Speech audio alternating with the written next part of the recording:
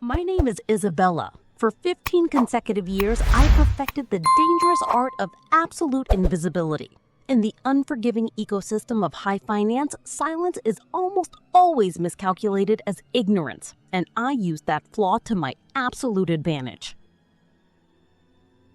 To the public, I was the undisputed master of playing the perfect, compliant trophy wife. I attended the lavish charity galas wrapped in imported silk. I smiled pleasantly across mahogany boardroom tables, and I always, without fail, walked exactly 2 steps behind my husband. Julian was known as the king of private equity, a man who commanded every room with booming charisma and ruthless aggression. To the world, and specifically to the men in tailored suits who drank his scotch, I was merely Isabella, a woman who understood how to host a high society dinner party, but who surely couldn't comprehend the complex mathematics of leveraged buyouts or corporate acquisitions. They were all catastrophically, dangerously wrong. I wasn't just Julian's wife, I was his shadow architect. While Julian spent his days projecting power and shaking hands with institutional investors, I spent my nights in a cold, dark office overlooking the Manhattan skyline. When the rest of the city was sleeping, I was awake, meticulously recalibrating his firm's highly sensitive risk models at 3 in the morning. I was the phantom intelligence who quietly spotted the fatal structural weaknesses in his competitors' portfolios.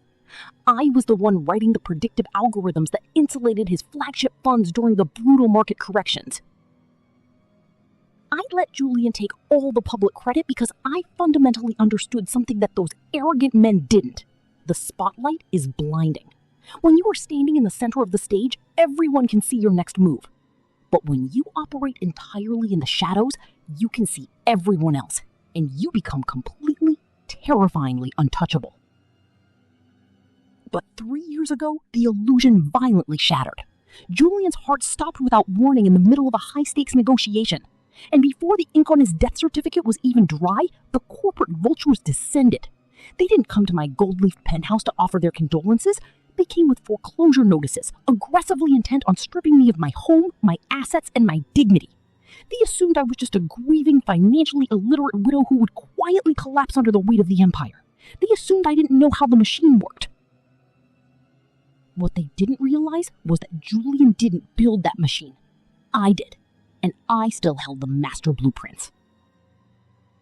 If you are watching this right now and you have ever been underestimated because of your appearance or your gender, if you have been pushed into the background of a room by people who arrogantly assume they are smarter than you, I need you to stop scrolling and pay very close attention. Because I am about to show you exactly how I took a completely ruined reputation and used it as the ultimate tactical weapon to buy out the very bank that tried to destroy me. Welcome to Scars and Silk. Hit that subscribe button right now because today, the Shadow Architect is stepping out of the dark.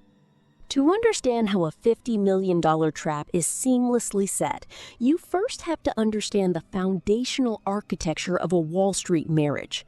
In this specific stratosphere of wealth, a wife is rarely viewed as a true partner.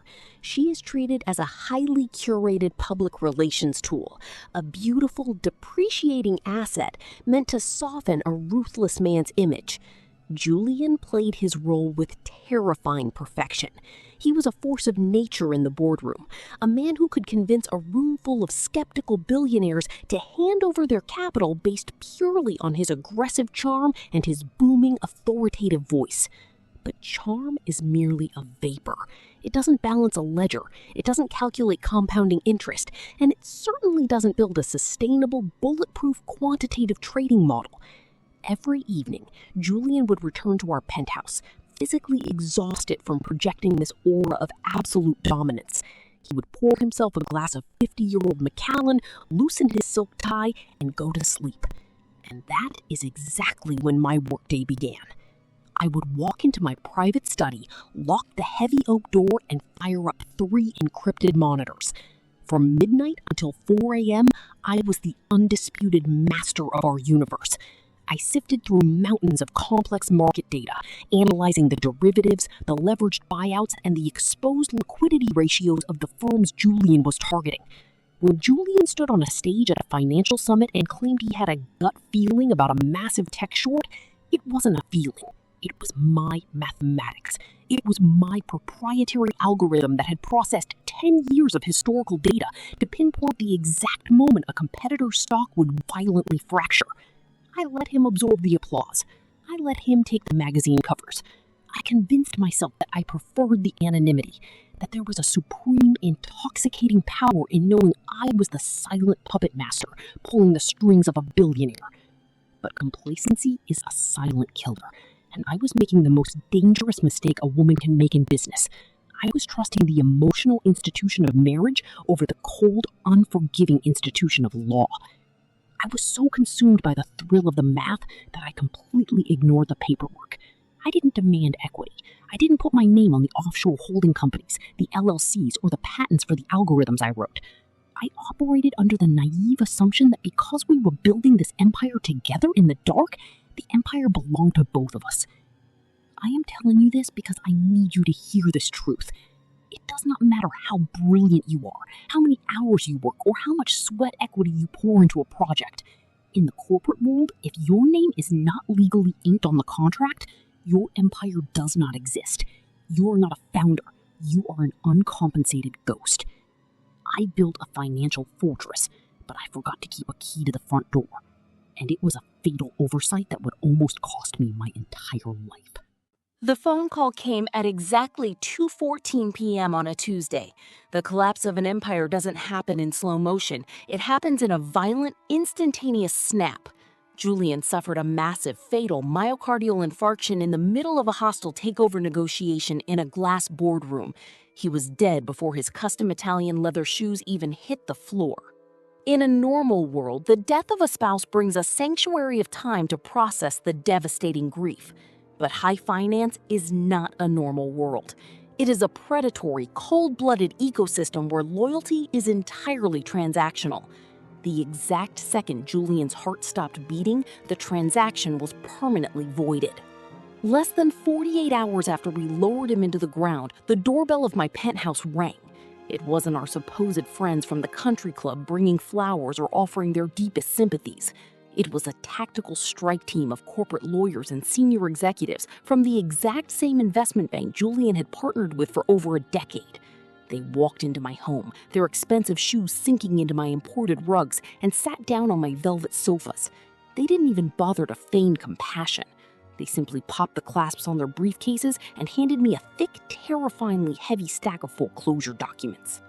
While I was busy managing the quantitative models and algorithmic risk in the dark, Julian had been keeping a catastrophic secret in the light. To fund his increasingly aggressive, ego-driven acquisitions, he hadn't just used institutional capital. He had quietly, heavily leveraged our personal assets. He had woven a chaotic web of offshore shell companies to hide $50 million in high-interest toxic debt, using our entire life as collateral. He had literally bet the roof over my penthouse on a series of disastrously over-leveraged shorts. And now that the charismatic frontman was gone, the bank was aggressively calling the margin. They wanted everything. They wanted the property, the offshore accounts, the vintage cars, and the art collection. They intended to strip me entirely to the bone and throw me out into the street to cover Julian's reckless gambles. The lead banker, a man who had eaten dinner at my table just a month prior, drinking my wine and laughing at my husband's jokes, looked at me with this sickening, patronizing smile. He tapped his heavy gold pen against the mahogany coffee table and said, "Isabella, we are so incredibly sorry for your loss. We know this is incredibly complicated math for you to process right now, but the firm's exposure is simply too high. Just sign the properties over to us quietly, and we will make sure the board doesn't press criminal charges against Julian's estate for financial fraud." He looked at me not as a human being whose life had just been violently shattered, but as a completely financially illiterate, helpless trophy wife who was too stupid to understand the collateralized debt obligations printed on the page. He genuinely believed that the threat of a $50 million deficit would break my mind. He assumed I would cry, sign away my entire existence on the dotted line, and quietly disappear into the oblivion of poverty so they could liquidate my home. They assumed I didn't know how to read a balance sheet. That was their forced fatal mistake. I sat there on my velvet sofa, staring at the perfectly perfectly manicured hands of the banker who was trying to casually erase my existence. They expected tears. They expected hysterics. They expected the fragile socialite to completely collapse under the suffocating weight of a $50 million deficit. But as I looked at his smug, condescending smile, a profound physiological shift happened inside of me. The grief, the shock, and the terror didn't overwhelm me. They entirely evaporated. They were instantly replaced by an absolute, cold-blooded, terrifying clarity. I didn't reach for his heavy gold pen. I didn't cry. I looked him dead in the eyes, my voice completely devoid of emotion, and told him I needed exactly 30 days to review the complex legal documents with my private counsel. He actually chuckled, a soft, insulting little laugh, thinking I was just a desperate, delusional woman trying to buy a few more weeks in a penthouse I could no longer afford. He arrogantly agreed, leaving the foreclosure papers on my coffee table like a ticking time bomb. What that arrogant banker completely failed to realize was that I wasn't asking for 30 days to find a defense attorney. I was asking for 30 days to build an execution matrix. Because I was the phantom architect who had built Julian's quantitative models, I had spent the last decade intimately analyzing the internal data structures of the major financial institutions we partnered with. I didn't just know my own numbers, I knew their numbers. I knew exactly where this specific investment bank had aggressively hidden its own toxic assets to pass federal regulatory audits. I knew that their pristine public balance sheet was a complete fabrication and that their actual institutional liquidity was hanging by a microscopic thread. They thought they had cornered a helpless widow in a glass tower, but they had just handed the blueprints of their fortress over to a master strategist. I want to pause this story right here for just a second.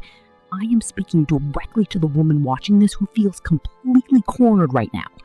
Maybe you were drowning in a situation you didn't create, or you were sitting across the table from people who are actively trying to intimidate you because they firmly believe you are weak. They look at you and they only see what their ego allows them to see. But what is the one thing they don't know about you? What is the lethal secret weapon you have been quietly sharpening in the dark? Go down to the comments right now and drop a gold crown to claim your power. Let the world know that your silence is not a surrender, it is a strategy. And make sure you hit that subscribe button to join the Scars and Silk Empire, because you need to see exactly how you take a massive, unfair disadvantage and mathematically weaponize it. I didn't run from my husband's $50 million debt. I used it as the foundational steel to build a guillotine. The clock was ticking. I had exactly 30 days before the bank legally seized my entire existence. I didn't panic. I walked into my private vault. I took the 15 years of Cartier diamonds, the limited edition Patek Philippe watches, the vintage art collection, and the hidden offshore cash reserves that Julian had completely forgotten about, and I ruthlessly liquidated every single untraceable asset. I gathered $8 million in raw, unencumbered liquid capital. I didn't use that money to hire a high-priced defense team, and I certainly didn't use it to buy a smaller apartment in a cheaper zip code. I used it to buy leverage. I quietly incorporated an anonymous offshore holding company, no public board of directors, no physical address, and absolutely zero connection to Julian's ruined estate. I named the phantom entity Applegard Capital. In the financial world, debt is highly fluid.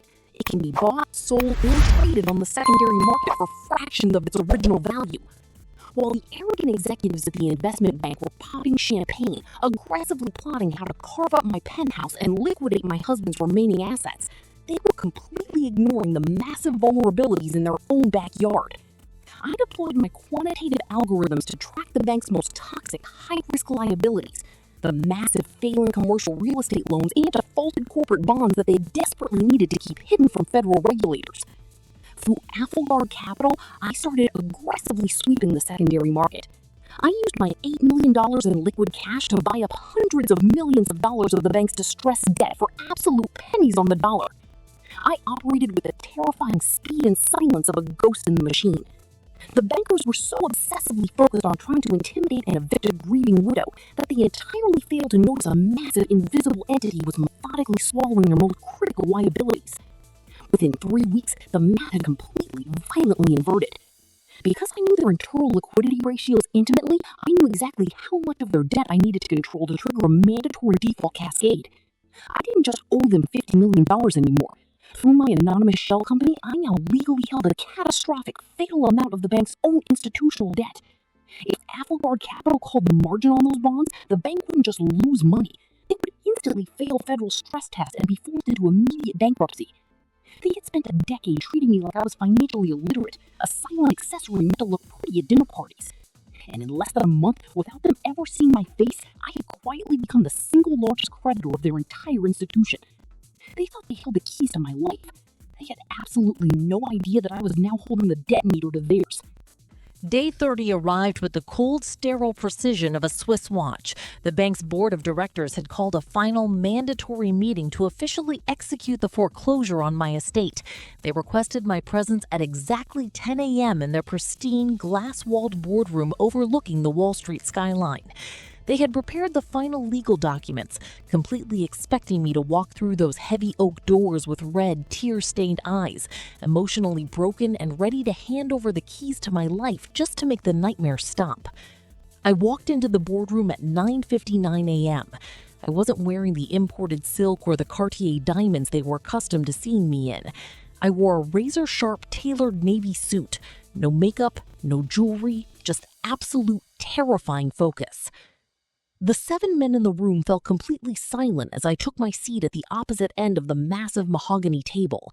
The CEO, the same arrogant man who had tried to intimidate me in my living room, gave me a tight, manufactured smile. He slid a thick stack of bankruptcy papers and his heavy gold pen across the polished wood. "Time is up, Isabella," he said, his voice dripping with condescension. "Just sign on the highlighted lines. Let's make this transition as painless as possible for everyone."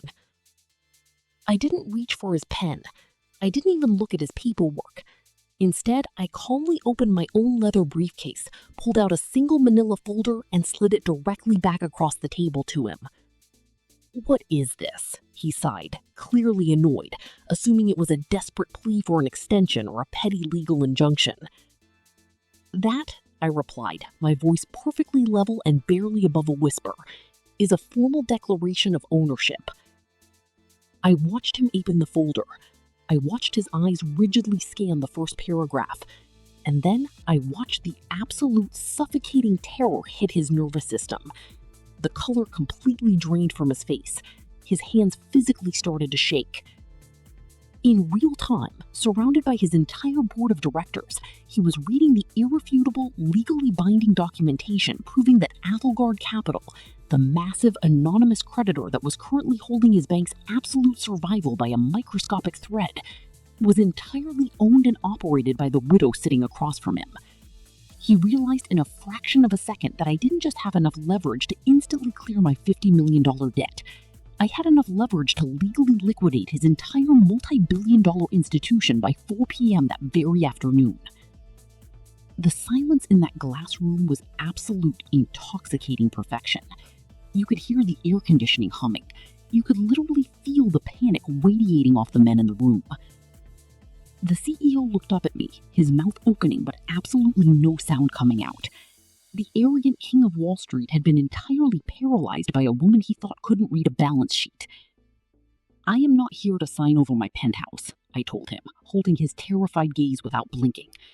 "I am here to call the margin on your toxic debt, and I am here to accept your immediate resignation. You have exactly 1 hour to clear out your desk. I own this bank now."